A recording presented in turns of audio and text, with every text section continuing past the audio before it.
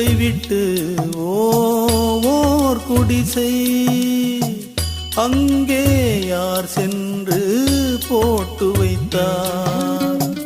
காதலிலே ஓர் பைத்தியமே, சொர்க்கம் அதுவென்றே கட்டி வைத்தான். காணும் கனவுகளில் இன்பம் இன்பம், உண்மை அதற்கு வெகு தூரம் தூரம்.